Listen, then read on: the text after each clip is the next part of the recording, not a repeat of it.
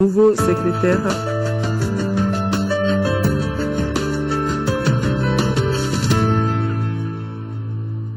Voilà, nous ouvrons la page élection de ce journal. Les préparatifs de l'élection présidentielle du 28 juillet prochain vont bon train.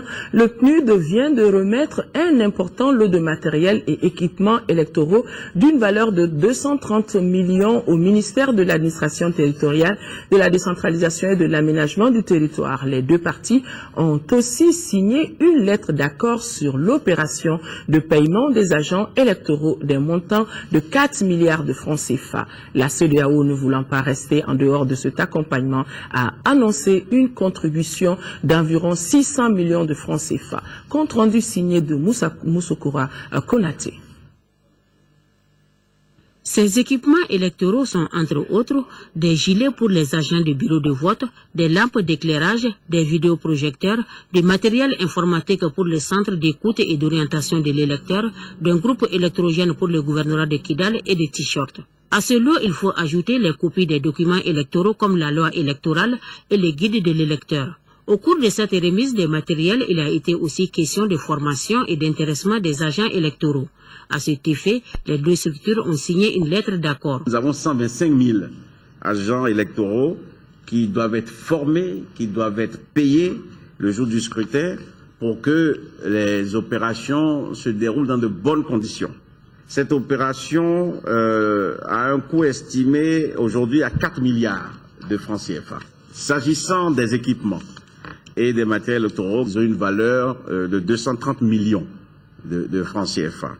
À travers l'expérience et la tradition d'organisation des élections au Mali, je suis convaincu que chacun pourra remplir sa tâche avec succès. L'annonce du représentant spécial de la CEDEAO a rehaussé l'éclat de cette cérémonie. Le président de la commission de la CEDEAO m'a chargé de vous remettre une lettre où il annonce une contribution de la CEDEAO d'un montant de 1 million de dollars et de vous rassurer qu'à partir du 15 juillet, 250 observateurs seront déployés ici au Mali et ils resteront jusqu'au 15 août.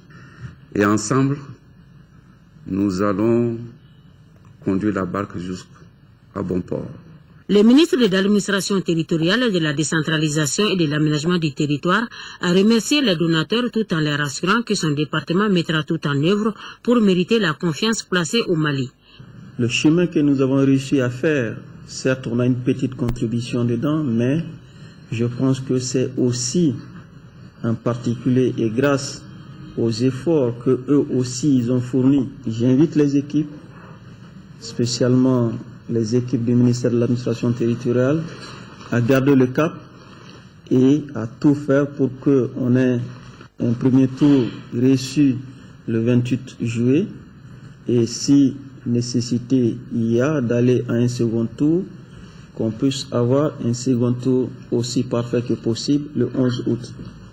Et que tous ensemble, avec les Nations Unies, avec la CEDEAO, qu'on puisse mettre en place le plus rapidement possible le nouveau président de la République.